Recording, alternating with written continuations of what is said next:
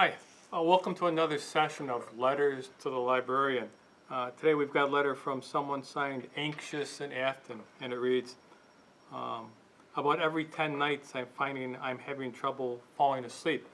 And it's because college is coming up and I know I haven't read enough to be prepared. Where do I start? Do you have 5 or 10 books you could recommend to me? Well, dear Anxious, the first good news is that you're worried about it at all and that you recognize that you need to be reading more. The short answer is yes, I have books I can recommend to you, and probably most of your teachers do too.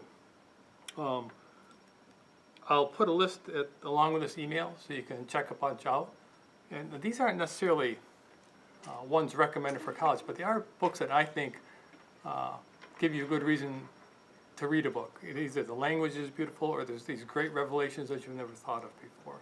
And they're good practice for what college is all about. So to get you started, I'll do 4 or 5. The Longest Day, it's a classic, written in 1959. It's about the invasion of Normandy, and it's written from the perspective of about 200 different soldiers. So it's all first-person accounts.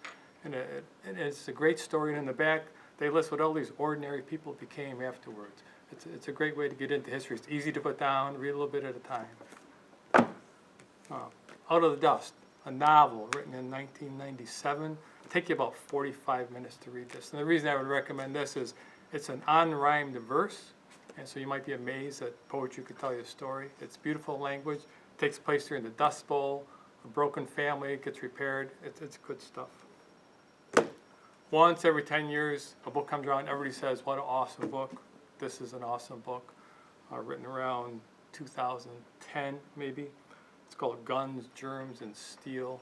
And even if you only read the first 100 pages, read the first 100 pages, you're going to say, why didn't anybody ever tell me this? It's about why civilizations become what they do. It's science and it's social studies. It's a groundbreaking book. It's a great book. It's a college level book. Read the first 100 pages. The Invention of Wings by Sue Monk Kidd. It's 1860, and which is worse, to be a black person or a white woman? You think it might be easy to answer.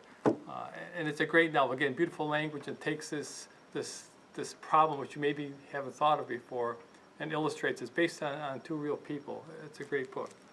And lastly, I'm going to throw a poetry book at you. Don't go poetry. It's a poetry book. Look, reading poetry on your own is not like reading poetry in class. You haven't got to dissect each poem. Here's a tip.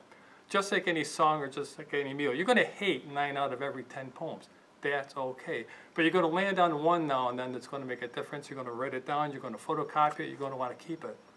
Relax. Flip through. Read a bunch you like. Read a bunch you don't like. Okay, learn how poetry, without even telling a story, can make a difference in your life. I better stop at those. So, I'll read another letter sometime. In the meantime, Anxious, relax, stop in. We'll pick you out some books. Have a good day.